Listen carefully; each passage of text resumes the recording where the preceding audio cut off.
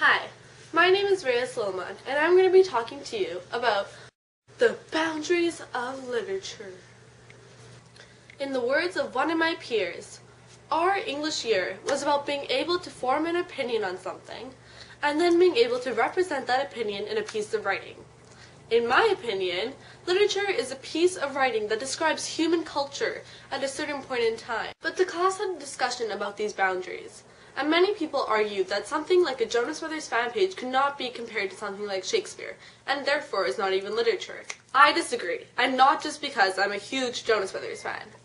If a piece of literature is something that describes the human culture, then how is something like a Jonas Brothers fan page not literature? There are millions of teenage girls who love the Jonas Brothers, and are they not a part of the human race? Sure. It's understandable if humans don't want to be known as Jonas-obsessed freaks 200 years from now when, say, aliens come to the Earth after the human race has been destroyed. But there are millions of girls who love reading the Jonas Brothers fan pages. And this is a perfect example, because teenage Jonas-obsessed girls may not find reading Shakespeare the most entertaining thing. Yet, things such as Romeo and Juliet, Midsummer's Night's Dream, Macbeth, they're all considered great pieces of literature. So where's the criteria sheet? And who's marking? Because in my opinion, literature is graded based on the amount of people it is able to represent. So maybe that's just it. Shakespeare was able to communicate the thoughts and emotions and actions of the people of his time. But even though a Jonas fan page may not represent a vast majority of people, it still is definitely literature. Basically, anything written in history is literature. Literature's greatness is based on its readers and their interests. Even this little speech I just gave, it's literature too. The difference between all these different versions of literature are how well known they are and the amount of people they're able to represent. I think the borders of literature are based on opinion, and my opinion is there are no borders.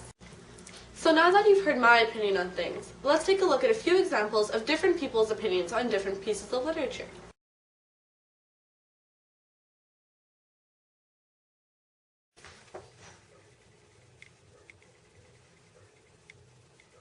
Wow, this is amazing. I like Arthur. I'm reading about his pet business. And how old are you? I'm 5. Do you like this book?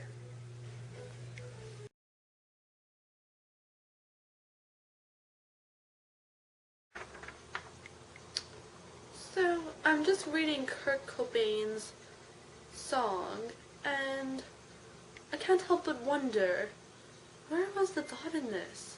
Was there no questioning of our search for God? What are these lyrics supposed to be meaning? I don't understand.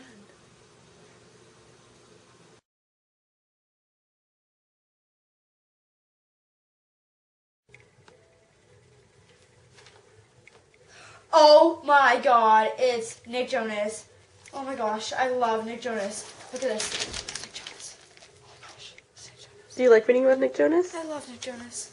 Okay, so would you say you love reading his fan pages? Oh my gosh, everything. It's like the bomb. Oh my gosh, like.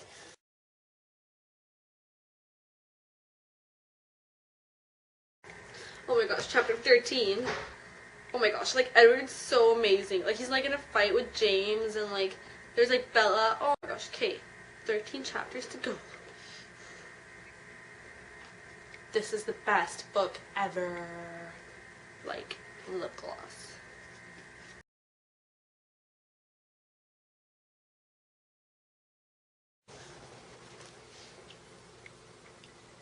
Yo, so I've been reading Twilight and I just don't understand.